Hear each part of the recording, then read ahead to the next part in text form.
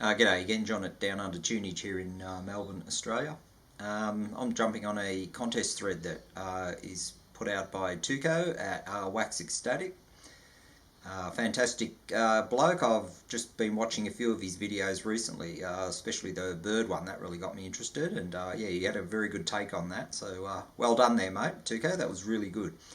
Yeah, but what he wants us to do is to talk about an album that we'd like to hear again for the very first time. And yeah, it took a bit of thinking for this one, but I've got an answer, and mine will be this one, which is The Dreaming by Kate Bush. This was a 1982 album for her, the one that came after Never Forever, which was back in 1980.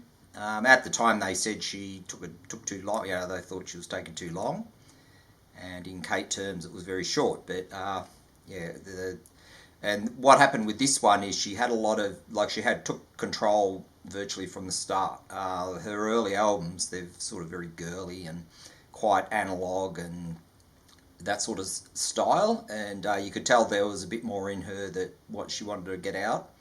And with this one, she got away and sort of did that. She bought a Fairlight synthesizer, which from memory are Australian, and they also cost an absolute fortune for the day. I don't really know them that well, but I do know that there was quite a serious investment for anybody that wanted one. I think she got her idea from Peter Gabriel. But anyway, this album, yeah, did sort of shock a few people when it came out, like especially the reviewers. It was called the She's Gone Weird album and stuff like that, but it's, yeah, work of genius, I would say.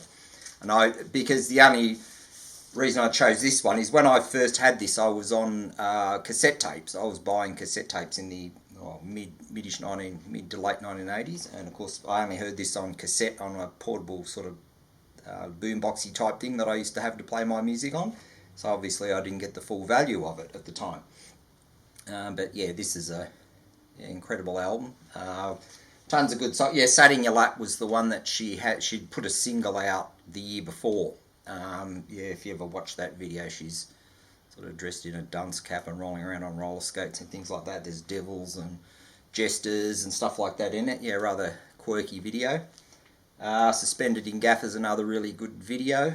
Yeah, and also the start of that song, if you try to mime along with it, you'll run out of breath very quickly. So yeah, that was a good song as well. Obviously we've got Aussie interest with The Dreaming. That song, that's, yeah, sort of, I don't know how much she knows about our sort of country and what goes on here, but anyway, she put a song out for that, because she was here for some Countdown Awards, which was a TV show here in Australia. I think she was here in about 78 or 79, I think.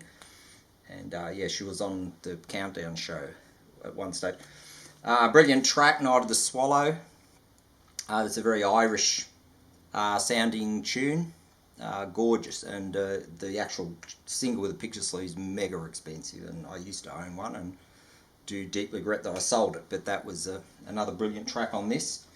Houdini, well, that's obviously where the cover art came from, because it says with the kiss I'd pass the key, and that's what she's doing, the old look away and try to pass the key to him so he can open his locks and get out of his predicament.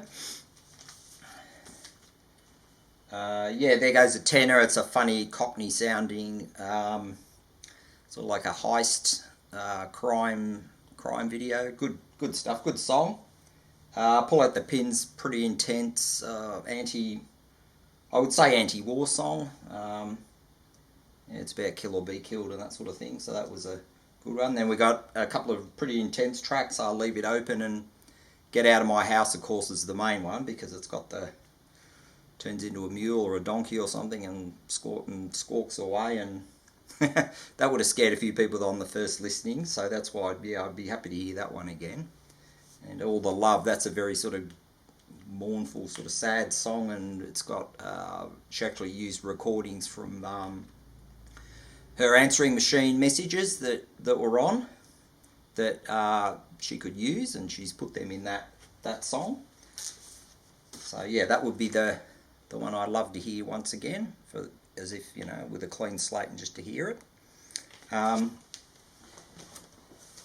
Yeah, because back in the day when I was buying vinyl for the first time and also collecting her material, I got this is another Aussie version, and I didn't have a record player at the time because I just bought a CD player and was sort of buying vinyl records just for the collectability of them. And this is the cheapskate second version of the Australian one, where it's only got a black cover and the titles.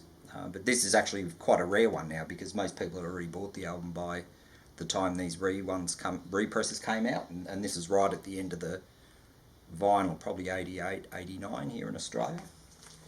But at least, they did keep the front cover, of course. So,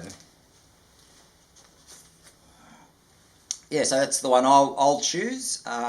Kate Bush. That probably won't be a surprise to many that I'd pick her, but she's well worthy of collecting and listening to and enjoying. And it's sort of scary to think that when she put that out, she was only 20 was 82, so she would be less than 24 years old. And having daughters that are older than that, you just realise how much talent she had for her age, right from the start. So, to be able to wrest control from, EMI, which was a pretty big company at the time, and to be able to stand up to them and to say, well, I'm doing my own thing, was fantastic from her. So, all respect to you, Kate.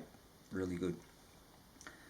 So thanks very much for watching that one, and thanks again Tuco, of course, because he's offered up the competition, and I think he's got prizes of buttons as well for anybody who enters. I mean, there's another, I think he's got a voucher or something for the main prize, but that's a prize in itself, just to get some buttons done, which with your YouTube banner, I think he's got, the profile shot you've used, a couple other ones, a vinyl community one. So much respect to you, Tuco. That's a really good prize, and I'm pleased to be able to enter it. So thanks again, and I'll catch up with you sometime in the future. And till then, see you later.